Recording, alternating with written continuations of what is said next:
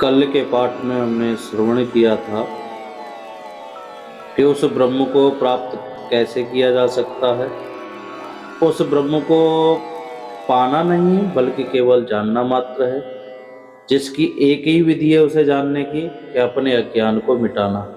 तो अपने अज्ञान को कैसे मिटाया जा सकता है और वह ब्रह्म फिर ईश्वर नाम से कैसे जाना जाता है, इसकी चर्चा में हम आगे कहते हैं कि ब्रह्म एक चेतन शक्ति है, ईश्वर भी वही चेतन शक्ति है तथा शरीर में वही चेतन शक्ति आत्मा कहलाती है और ब्रह्म शुद्ध चेतन तत्व है तथा ईश्वर उस ब्रह्म की माया शक्ति से आवृत है। माया जब इस चेतन से मिल जाती है, ब्रह्म से मिल जाती है, तो उसको ईश्वरी कहने लगते हैं और इस माया रूपी उपाधि के कारण ही उस ब्रह्म को ईश्वर संज्ञा दी जाती है। अन्यथा दोनों में कोई भेद नहीं है। जिस प्रकार एक व्यक्ति अपने पुत्र के लिए पिता, पत्नी के लिए पति और रेल में यात्री करने पर पैसेंजर, उपासना करने पर भक्त और मांग करने पर भिखारी आदि कहलाता है, ये उसकी उपाधियां हैं जिससे उसको विभिन्न नाम दे दिए गए हैं, किंतु वास्तव में वह व्यक्ति तो एक ही है।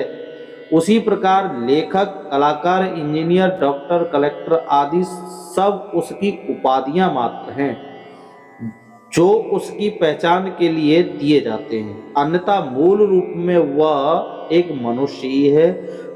इसी प्रकार माया की उपाधि के कारण उसे ईश्वर कहा जाता है। वह इसी माया शक्ति से सृष्टि की रचना करता है। वह इस माया का अधिपति व स्वामी है जो उसी से संकल्प के अनुसार उसी के नियम व अनुशासन में रहकर कार्य करती है। इसलिए ईश्वर को ही सर्वे सर्वा माना जाता है। इसी प्रकार ब्रह्म की वही चेतन शक्ति शरीर में आत्मा कहलाती है। शरीर के आबद्ध होने के कारण ही उसे आत्मा कह दिया जाता है, अन्यथा उसमें और ब्रह्म में कोई भेद नहीं है।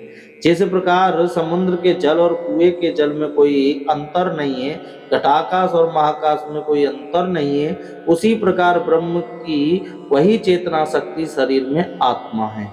यह आत्मा चेतना जब माया शक्ति रूपी अज्ञान से आवृत होती है तो वह ईश्वर व आत्मा में भेद करती है तथा अपने को जीव कहने लगती है। जब इस अज्ञान का आवरण हट जाता है तभी उसे अनुभव होता है कि आत्मा, ईश्वर व ब्रह्म एक ही चेतन तत्व है जिसमें विभिन्नता नहीं है। अज्ञान के इस आवरण को दूर करने का ही मोक्ष का एक मात्र उपाय है।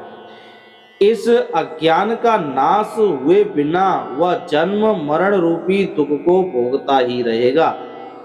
अज्ञान का नाश केवल ज्ञान प्राप्ति से ही होगा, अन्य कोई विधि काम नहीं करेगी। रस्सी को देखकर जो सर्प का भ्रम हो गया है वह दीप जलाकर प्रत्यक्ष देख लेने से ही दूर होगा।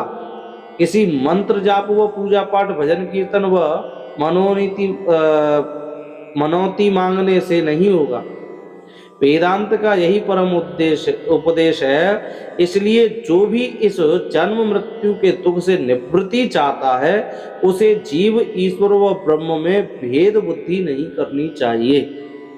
इसी प्रकार सभी मनुष्य एवं समस्त सृष्टि एक ही ईश्वरीय नियम के अनुसार विकसित हुई है तथा उसी के नियमों के अनुसार संचालित हो रही है। इसलिए इसमें भेद दृष्टि रखना ही पाप है। वसुदेव कुटुंबकम की बात इसी कारण से वेदांत का ये मुख्य सूत्र है।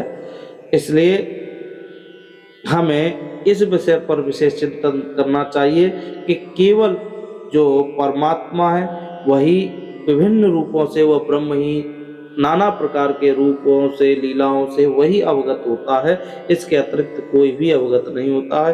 तो मैं अपने आप विचार बाहर क्या देखे, तो हमें अपने में ही विचार करना है, बाहर कुछ हमें दृष्टिगोचर नहीं है। अपने ही मन को हम संभालेंगे तो हमें अपने परम तत्व का बोध हो जाएगा। बोलिए सच्चिदानंद भगवान की जय।